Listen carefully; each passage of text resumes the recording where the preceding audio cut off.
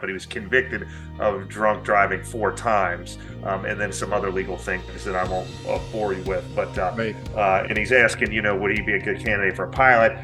If you've got that extensive of a legal record, it's probably not a good career path for you. Right. I would say So, that's probably three too many. And uh, yeah.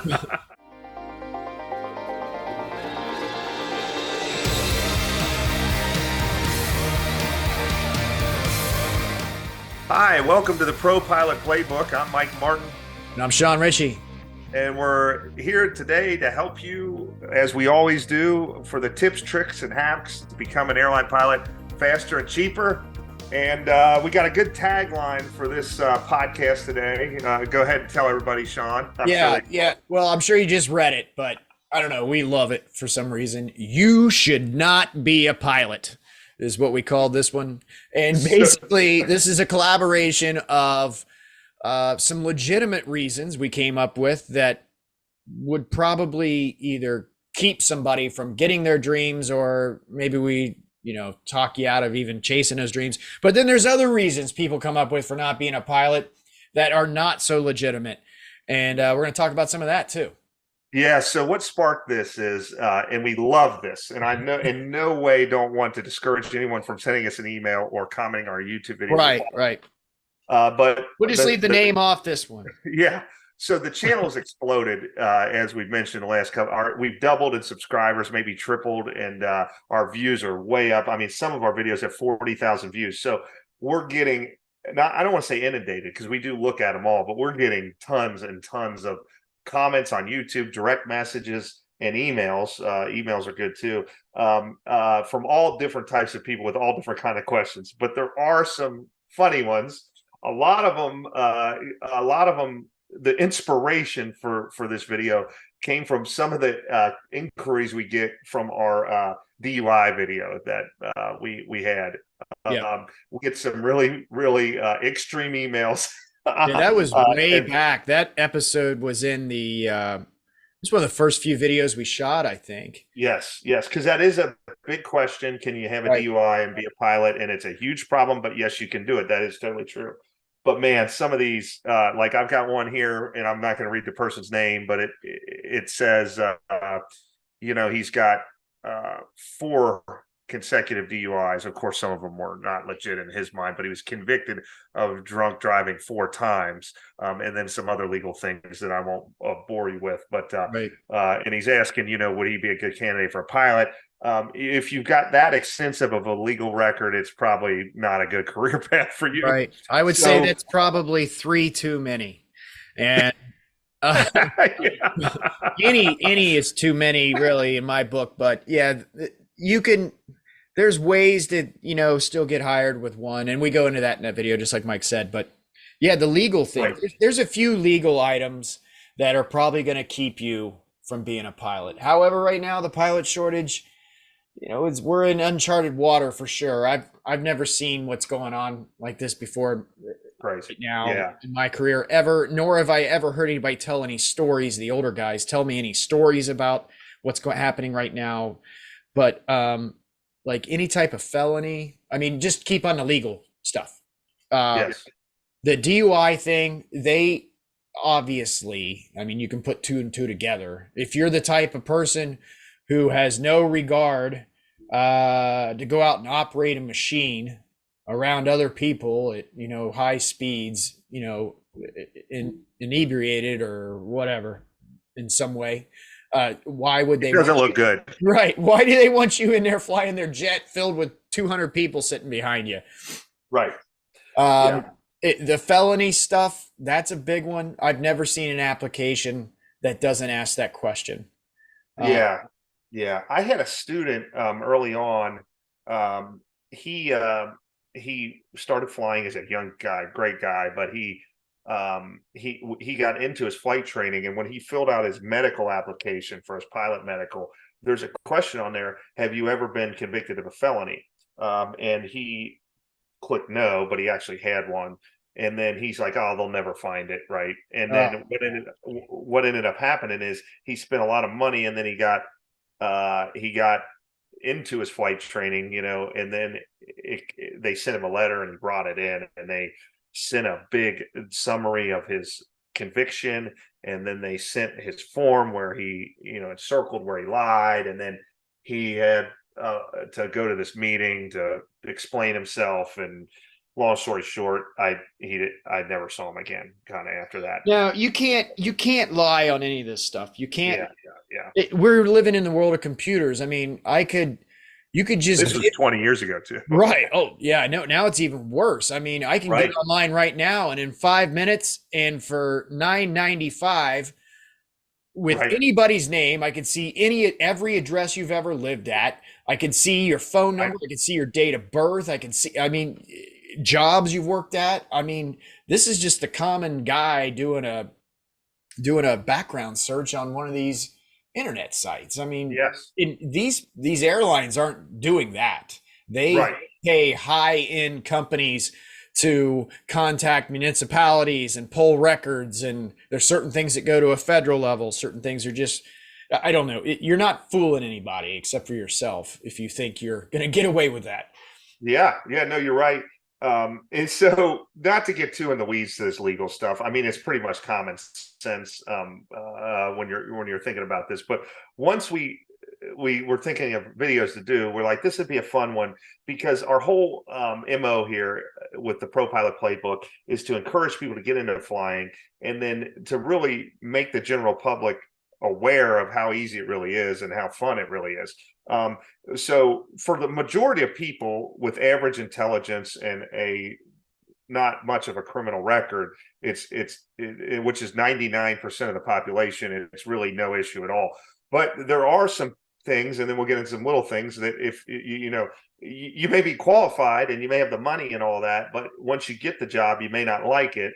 And we thought it'd be fun to kind of run down a couple of those things that we've seen in our career, either students or pilots that have not made it or changed careers or anything like that. And I want to start, and I want to start by saying, very few people that we see that get involved in this quit. Most people really do like it. And wouldn't you say? I mean, absolutely. One of those things. I just, as you were talking, we were before we started recording, we were having a conversation about guys as we were coming up. Guys we were flying with that didn't make it. Some of their reasons. And I remember this guy. And we did write down, one of our things was attention to detail. If you're not somebody who's into attention to detail to things, this may not be a great career field for you. Now, that's something you could teach yourself, possibly. That's not like having a DUI that you can't just erase. But I remember this guy flying freight with, and he always flew barefoot. And he would fly, even his check ride, he would take his shoes off to fly his check ride. The examiner got on him one day, or like, why do you have your shoes off? And he's like, well, because my feet sweat. That was just whatever. I don't know if this guy's gonna, I don't know if that falls under attention to detail, but I mean, this is probably the same kind of guy who'd, never be caught dead wearing a collared shirt or that kind of thing.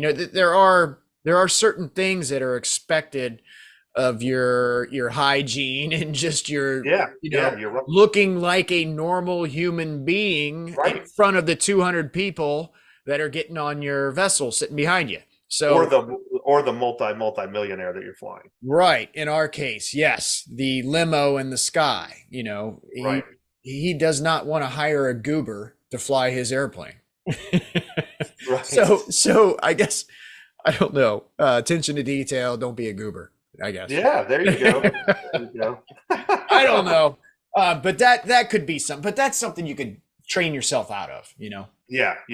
I would say 90% of the people that I saw that started on a career path and quit, it was financial, right? Absolutely. It's always the number one reason. And this is a widely known stat. I mean, you could Google it right now while you're watching this, and number one reason people quit flight training, money.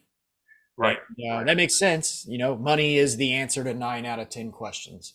But I personally it is expensive. No, make no mistake about it. This is Right. one of the most expensive things you can do. However, it is a little cheaper in the fact that it's changed here lately that you don't need a Right. degree anymore. When so that money is going completely to flight training, and there's still financing options out there. There's ways to find money to do this. But it used to be even more when Mike and I came up, we both had to have 4-year degrees plus all the flight training. So you could look at it as it's getting a little cheaper. Yeah. Yeah. Another thing to touch on the work hours. Now we're always talking about, pilots have all this off time, which they do, and your neighbors think you're unemployed and all that stuff. But a lot of times when we do work really strange hours, and it's not like working the night shift where you can adjust your body to the sleeping.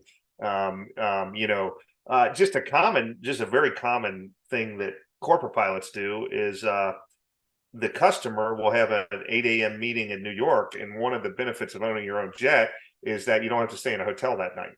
So they know the flight from, wherever you're at, in our case, Cincinnati to New York is, an hour and a half. So as long as their wheels up at, 6 a.m., and it takes a half hour to get downtown or whatever, that might be a little close, but whatever, they can make their meeting. So for the passenger, it's not that bad. They just have to be at the airport at 6. There's no security, and away they go. Now, if you're the pilot, though, you got to be at the airport at least an hour prior to when the passengers want to leave. Mhm. So, then that means you have to be at the airport at 4:30 or 5. Right. And probably 4:30 really to make this whole thing work that I'm talking about. So, you got to drive to the airport. So you got to leave your house at 4. So now you're getting up at 3:30 in the morning. And, it sounds funny, but the majority of the population, I mean, you ask them when the last time you got up at 3:30 in the morning, and they say, well, maybe I went fishing one time in 1984 and I got up there. I mean, it's not a normal thing to Right. get up at 3:30 in the morning.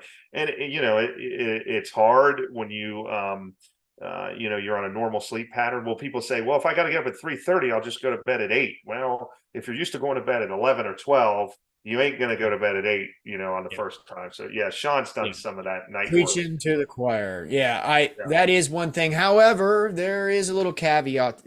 As a corporate, we are Right. constantly bouncing around different, especially as a corporate operator. The airlines, all that stuff's a little more regimented out. There's regulation around how many hours you can work in a day, how many hours you can or fly a day, how many hours you Right. can be on duty a day, and then how much rest you need in between those periods. And if you go over a little bit because something got delayed, now you get what they call compensatory rest. So you get even more time before you got to fly. Right. All that stuff's super regulated, like in Right. and out, up and down, all over. And Mike and I's world, in the Part 91 world, none of that stuff exists. No, none of those regulations exist. There are guidelines that folks are expected to handle, but it has happened before where you just have to make stuff work, and you're coming off of that 3:30 a.m. wake up, and you sat around all day, and maybe you got a nap somewhere, and you don't get Right. home till 11 o'clock that night. That stuff does happen. You just got to make it work. However, that whole time in between, after we land at New York, that whole day's yours. You want to go tour the city, you want to hit the gym, Right. I mean, that's just your time. You're not really doing it. This video is about the bad stuff. Yeah. Sorry. Yeah. But so the other part of that though, you're hitting on the schedule stuff. Right. I was just talking about when I was at Flight Safety, which is one of the places Mike and I go fly the simulator, every year or so to get recertified. Those instructors are usually guys that have lost their medical or they can't be out there flying for some reason, but they still love aviation. So they need that more of that, 8 to 5 p.m. type of job. And this guy his wife had some serious medical issues. He was at the airlines and he needed to be home taking care of her. So he left his airline job and started working for Flight Safety so he can be home every night. So that would be another one. If, wouldn't want to be a pilot. If for some reason you're that type of person who has to be home every night. Right. It may not be good for you. And those jobs do exist. in aviation, absolutely. But I Yeah, wouldn't go into this thinking you're gonna, find one like super easy, like they grow on trees everywhere. Most of yeah. these, yeah, there's gonna be overnights involved, Yeah, hotels. yeah. I got a funny story about that. So, yeah, if you do, I have seen this where how do I say this? Pilots will have a very controlling significant other, and that can be an issue. They're calling every minute, wanting to know what they're doing because Oh they're yeah. not at home and those type of things, and that can get you in trouble. But one of my first flying jobs, we had this old cantankerous boss, and we were having some issues with a pilot, and his wife was causing problems, and I won't go into any details because somebody may watch this and ask, but I remember his famous quote. And I mean, this guy was old, and he's like, "What you got to remember is your wife can't get you a job, but she sure can help you lose it." Woo! Yeah, man, that is good. That is absolutely true. Yeah, Wow. yeah. I have seen too a lot of guys or gals. These jobs will make you relocate to another city, and you think it's great. You're like, "Oh, look at me! I can move over here and fly a Gulfstream and make all this money into this city." And then you relocate your family, and then there's all kind of problems with that. So it Yep. might be great for you, but it might not be great for your family. And Sean and I have managed to have our entire career in Cincinnati, but I would say we're a little on the rare side. I'm not saying you can't do that, and it depends on the city that you grew up with, but oftentimes you may have to move to either improve your job as a corporate pilot or improve your quality of life as an airline pilot because of the commuting thing. Right. Well, yeah. I mean, Cincinnati's kind of, I mean, we've got a ton of, heavy hitters here in the corporate world. Right. And it's also centrally located. At one point in time, this was Delta's second largest hub, so it was easy to commute. When I was doing the airline stuff, I was still living here, but commuting in and out. But yeah, if you're somebody that has to be a homebody, this may not be a career field for you. Right. Right. While we're talking about the negative stuff. Um, we missed, the other thing, if going on the complete probably shouldn't do it thing here, just like we were mentioning the legal stuff. And this is something in our program we talk about making sure, and I'm talking about medical here, any kind of medical history. If you got something going on with yourself, that's why in the program we tell folks to go get that medical early Yeah. and get checked out by the flight doc, make sure something isn't going to come out of the woodwork. It's going to keep you from being a professional pilot. And there's different degrees of this. It may not keep you from being a pilot, but it may keep you from being able to get class 1 physical, and which is what you need to be an airline pilot. There is that. Oh, Yeah. That's the other thing, that's another reason why, like, on our question last week, Zach was saying he's going to ATP. ATP requires that you show up with at least a private pilot's license. That's one of the reasons. They want to make sure they're not going to get you all wrapped up into this big loan and going through all this training, and then you can't pass a medical, or right. maybe you just can't, you don't work well and can't do the cockpit well, whatever. You're not a good pilot for some reason, whatever. They want to make sure you have that first certificate before you show up to work with them. Yeah, yeah. I think I was just thinking back on my students, so very few of them that weren't financial didn't make it. But there was one guy, and this is a rarity because it's really not scary, but I mean, he was just so cautious. I mean, everything made him just overly nervous. It was like, man, Mm. I don't know if you should be doing this, like, yeah, is the wing gonna fall off? And all, he was just very he didn't like flying at night, that scared him. He had just a lot of anxiety, just towards the danger of actually falling out of the sky and things like that. I feel like a lot of that gets weeded out though because people have Sure. taken introductory flights or something. But if you have a true fear of flying, you shouldn't be a pilot, Yeah, obviously. yeah. No, you got to know your limitations. Yes, yeah, That's an yeah, important part of just being a human on planet Earth. Know your yes, totally. limitations.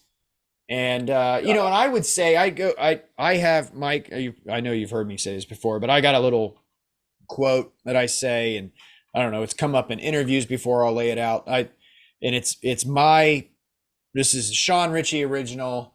My one thing that I think is the biggest factor in figuring out whether you're a good pilot or a bad pilot, and that is the ability to determine what's important from what's not important. If you're good at doing that, you'll probably be a good pilot. And that guy that you were just describing, that sounds like he's so overwhelmed with silly stuff it don't even matter. He's not ever going to be able to distinguish what's important from what's not important because he's worried about a wing falling off when he's got a light blinking at him up here. Yeah, yeah, no, you're totally right. That's great advice. Actually, I should write that down, man. Yeah, but yeah, you're right. No, yeah, yeah. When you think about when you're flying on, you're flying in a jet, you're going 400 and something, 500 miles per hour over the ground in this super scary environment where nobody can breathe and it's -40 outside. When you think about the things that could actually go wrong, I mean, all the way down to the, mechanic had a bad day and he serviced something wrong and the bolt fell off and then the hydraulic fluid leaked down. You had to make I mean, there's literally like a million things. It would overwhelm you. You know what I mean? Yeah. So you have to be able to sift through that and deal with things in a logical manner. And this student, he couldn't do it. So that's very good advice. Right. I have not only that, I mean, while we're talking about it, the other thing that happens when something breaks in one of these machines, when the first thing breaks, it usually starts a chain reaction of other things that fall apart because that one thing broke. So when you're looking at your annunciator panel or your cast screen showing you what's broken in the airplane, yes, after that first thing breaks, you may have 8 other items there, and you need to be able to look at it and say, all right, well, obviously, I'm assuming this thing busted and caused all the rest of this to happen because they're related systems, blah, blah, blah, blah, blah. Yeah. But there's so many stories in aviation history of guys chasing down the wrong problem when all they had to do was flip this switch and pull this lever and they fixed the whole thing. But nope, they were chasing the wrong thing and they ended up a smoking hole. Right. And I don't know if you have had this, Sean, but I think I can only remember one student, and really with some additional training, he did fine, but just really bad hand-eye coordination and just really just very robotic on his movements and things. And I was thinking, man, maybe this isn't for this guy, but he required a lot of extra training and he got through it. But have you had anybody like that? Actually, I told this story. This is one of my go-to stories and we were going to talk about this a little bit anyway, about people feeling discouraged with the training. It wasn't necessarily a money thing or whatever, but they just thought it was too hard. It was out of their scope of ability to do. Or maybe just they didn't like the flight school. Maybe the flight school people were kind of being buttheads to them or something or whatever, and they thought that was just aviation. But to answer your direct question, I had this guy. His name was Joe. He had been passed around, and I told this story like in one of the first episodes we recorded. Joe had been passed around to several of the instructors. Nobody could get him to solo, which typically happens, anywhere from average of probably 10 hours to, 18 hours, you're going to solo. But Joe had 60 some hours. I mean, most people get their license, their certificate by that point, and he still hadn't soloed. And he'd been through 3 or 4 instructors, and I was the new instructor there. And the last guy just washed his hands of him and gave him to me. And I flew around the pattern with him. That was the big goal, get Joe soloing. And he could not land this airplane. The little Cessna, he'd either think the runway was, he was trying to flare way above the runway, and then the next time he would correct for this, and he would come in and smack it on the runway, and we'd bounce, and I'm like, what is this guy? So then I stopped trying to teach him, and I'm like, Joe, do it again. And I did nothing but sit there and watch his face and what his eyes were doing. And I realized there was a lot of squinting, there was a lot of looking down. Whatever, when you're flying an airplane, it's just like driving a car. If you're staring like right in front of the vehicle, you're not going to be able to do anything. When you drive a car, you need to let your eyes look as far down the road as possible. And anyway, this guy's problem was he couldn't see. He hadn't had his his prescription updated in years. The guy just couldn't see. So he was coming up with all these what would be the word for it? Mnemonic or what? All these like tactics to try to get himself to land this airplane right. But anyway, he went and got some new glasses. We did one more flight, and I signed him off to solo. He was fine. That's awesome. Dude couldn't see. I don't even know how he drove to the airport. That's a great one, man. Yeah. So yeah, check on your vision, make sure all that's good. You do have to pass an eye test, but he might have been just as good. Who knows? I mean, the student pilot certificate. Oh, you're right. Class 3 student. Yeah. I mean, they probably figured if he drove to the medical center, he was good. Right. But on that note, it could be that you're discouraged from flying because of differences with your instructor. Maybe you feel like this individual just isn't getting you, or he's an old guy, you're a young guy, or vice versa. He or she is probably not the only instructor at that school. That is not a reason to not become a pilot. Right. Yeah. Even if it's the whole flight school, maybe the whole flight school is just crap. Their airplanes are always leaking stuff and they're dirty and they're smelly or, whatever. There are other flight schools. There are other flight instructors. This should not be the reason you quit, nor should you assume that all flight schools are like that, because they're not. Some of these flight schools are flying brand new. They get leases from these manufacturers like Cessna and Piper, and they're flying brand new equipment with fancy screens that don't even have round gauges in them anymore. And I mean, there's all kinds of stuff out there. Yeah, totally. I think one other thing it comes to mind, I've flown with people. You need to, first of all, you need to like to travel, and that's obvious. And Sean already touched on that. There are flying jobs where you don't travel much, they're training and things like that, but the majority of them you do travel. And you need to be able to adapt and kind of go with the flow in travel. I'm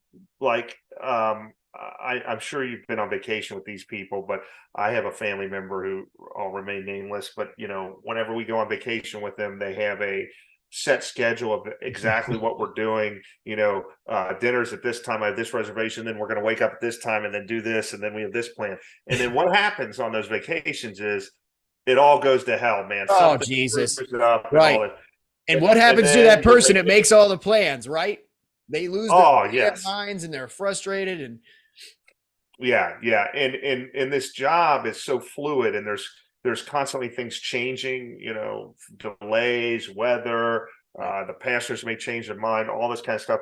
You need to be a person that can handle those changes and not be extremely type A that it just ruins your life. If the boss says you're going to San Diego this weekend and then he changes it and then you're pissed or whatever, it's just all, or, the hotel oversold and you got to move to a different one and now your night's ruined. I mean, it's just like, you got to kind of just roll with the flow. Right. You cannot take those kind of things personal, and you got to be dynamic with everything. Actually, when you were saying that going on vacation thing, it just reminded me of my neighbor.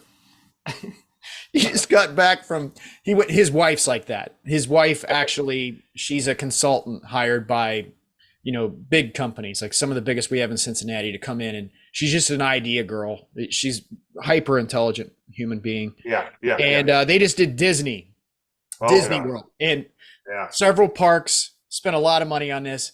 Her name's Debbie, and Deb had this thing all mapped out down to the 30-minute window of where we're going, what's happening.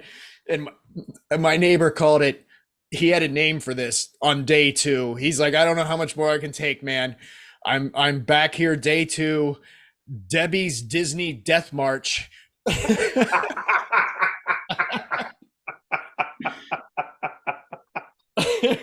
That's it, man.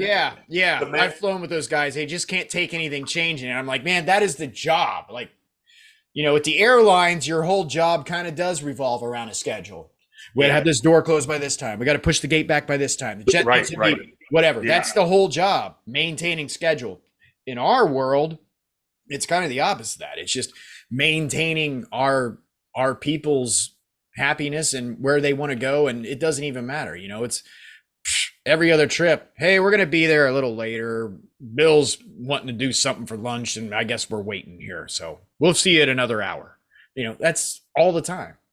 Yep, totally, man. So you got to be able to adapt. I'm looking at my list here. The only other thing I think we were mentioning about talking about is, and Yeah.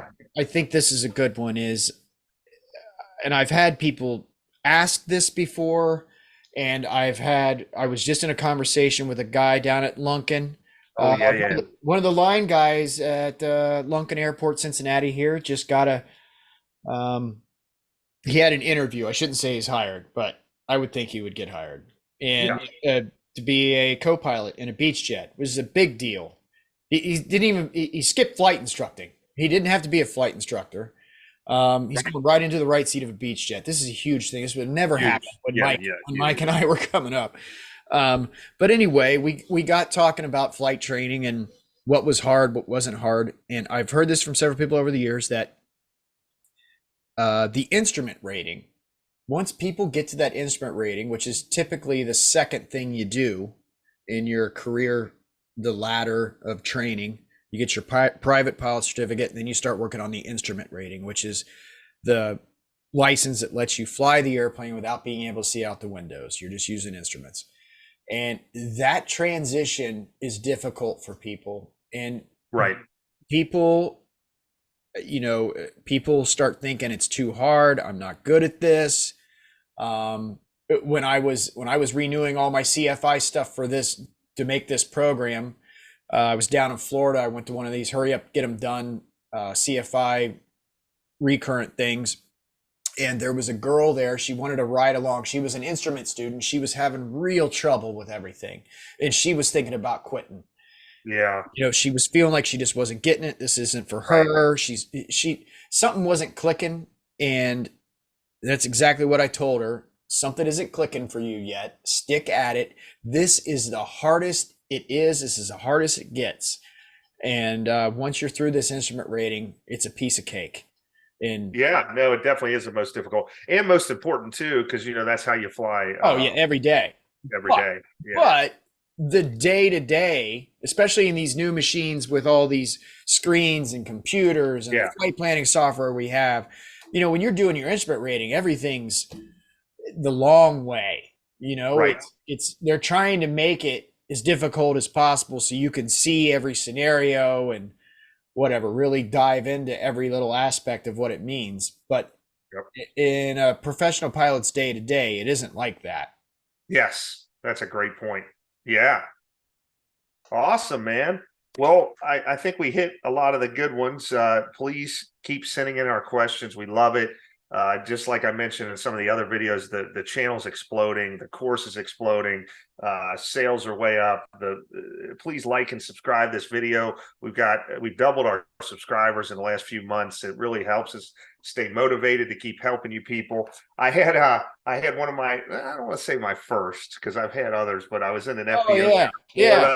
Yeah. Had a celebrity sighting and a fan come up to me and say, "Hey, are you Mike from the Pro Pilot Playbook?" Oh, great. So shout out to Noah. He was a great guy. He came up to me. He started his career. He was flying a jet, but he was in a Bonanza actually for his company. And I took a look at his plane and I took him out and showed him mine. And if you guys are out and you run into us, certainly come up to us. Yeah, come up and say, hey. Feel like we're famous. Yeah. Mike's definitely had this happen to him more than me. But it has happened a couple times, and it's whatever. It kind of takes you, I don't know. It's cool. Plus, I'd love to run into some of you guys that are watching this, and like Mike went out and showed this guy the Challenger, and yeah, absolutely, that would be amazing. Yeah. But you know what? I'm just gonna. I think after rattling through all that, the title of this is "You Should Not Be a Pilot." I think we only ran into a couple things that I'm not gonna change the title of the podcast, but I'm just going to say you should be a pilot. There's way more pros to cons. Oh yeah. I mean, 99% of the people watching this will have no issue at all. But it was good to uncover some of the things that we've seen throughout our career, which wasn't many, on people that really weren't really suitable for the job. So I think most of our viewers probably have less than 4 DUIs. Reasonable intelligence, can do basic math, and wear their shoes in a professional. Right. Yeah. Keep your shoes. So we should be good. Right. All right. Well, if you have a question that you would like us to answer here, email us podcast@propilotplaybook.com. And Great. Thanks for watching. Yep. We'll see you guys.